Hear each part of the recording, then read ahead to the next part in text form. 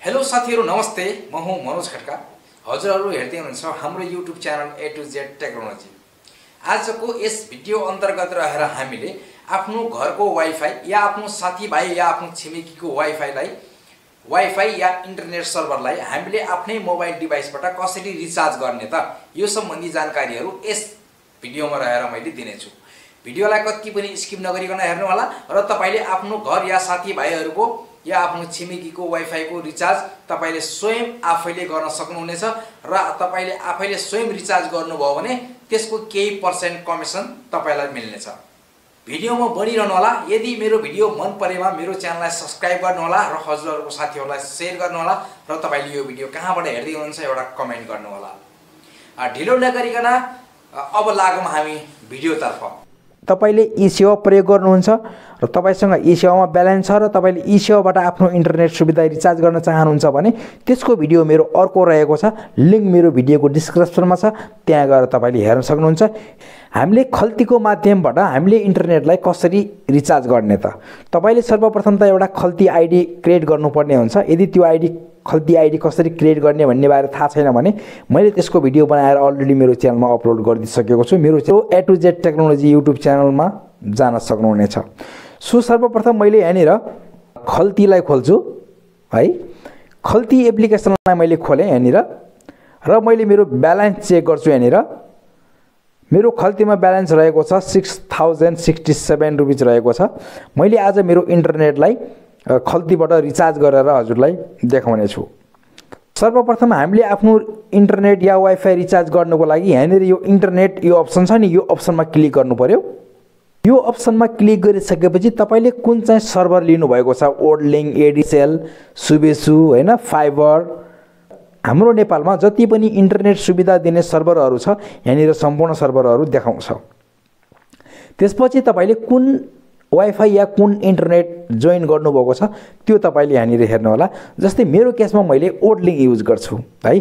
तपाईले ADSL use गर्न सक्नुहुन्छ, सुबेसु युज गर्न सक्नुहुन्छ। मेथड सबैको रिचार्ज गर्ने मेथड सेम नै हो। सबैको युजर आइडी हुन्छ। विदाउट युजर आइडी तपाईले कुनै पनि इन्टरनेटलाई रिचार्ज गर्न सक्नुहुन्न। तपाईले इन्टरनेट जोड्ने क्रममा तपाईले इन्टरनेटको कस्टमर केयरमा फोन गरेर तपाईले आफ्नो मोबाइल नम्बर भनेर तपाईको युजर नेम के हो त्यो तपाईले आफूले प्राप्त गर्नु होला। मेरो युजर आइडी मलाई थाहा छ, त्यसकारणले मैले अब मेरो यहाँनिर यो ओडलिङमा क्लिक गर्छु। यहाँनिर ओडलिङमा क्लिक गरिसकेपछि युजर नेम भनेको ठाउँमा आफ्नो युजर आइडी राख्नुपर्ने हुन्छ। मैले यहाँनिर मेरो इन्टरनेटको युजर आइडी हान्छु।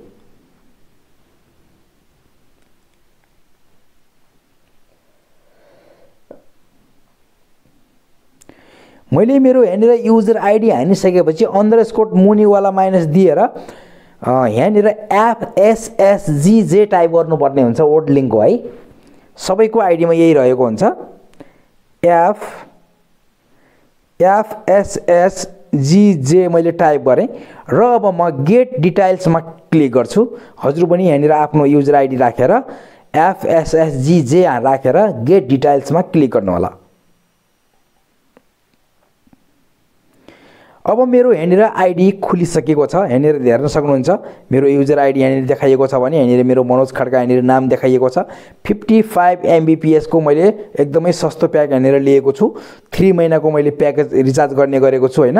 मसँग ओन्ली डे रिमेनिङ 1 डे बचेको छ, एक दिन मात्रै बचेको छ मेरो पैसा भ्याइने हैन। मैले आज यसलाई रिचार्ज गर्दै छु। यहाँनिर तपाईले आफ्नो प्याकेज चुज गर्नु होला।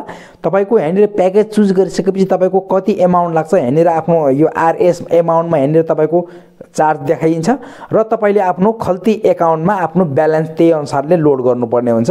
मेरो केसमा उहाँसँग अलरेडी 6000 रुपैयाँ ब्यालेन्स छ र यसबाट अब मेरो 2500 रुपैयाँ यसबाट अब मेरो माइनस हुन्छ है। अब मैले रिचार्ज गर्नुको लागि पे मा क्लिक गर्छु। पे RS लेखा छ नि यहाँनिर, यसमा क्लिक गर्नु होला।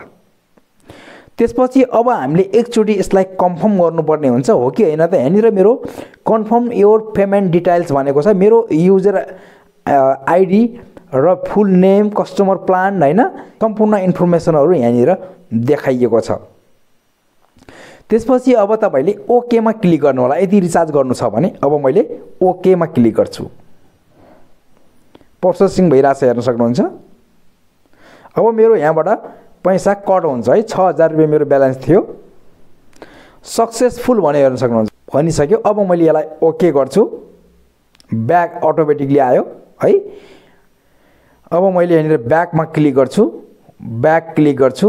अब हेर्न सक्नुहुन्छ मेरो ब्यालेन्स 3500 मात्रै रहेको छ। 2500 रुपैयाँ मेरो एकाउन्टबाट काटिसक्यो र मेरो वाइफाई रिचार्ज भइसक्यो। अब 3 महिनाको लागि म ढुक्कसँग आफ्नो वाइफाई युज गर्न सक्छु। मेरो भिडियो कस्तो लाग्यो? यदि मन परेमा हाम्रो च्यानललाई सब्स्क्राइब गर्नुहोला र लाइक गर्नुहोला र तपाईले यो भिडियो कहाँबाट हेर्दै हुनुहुन्छ एउटा कमेन्ट दिनुहोला। हवस् त, यति भन्दै म यस भिडियोबाट बिदा हुन्छु। जय नेपाल।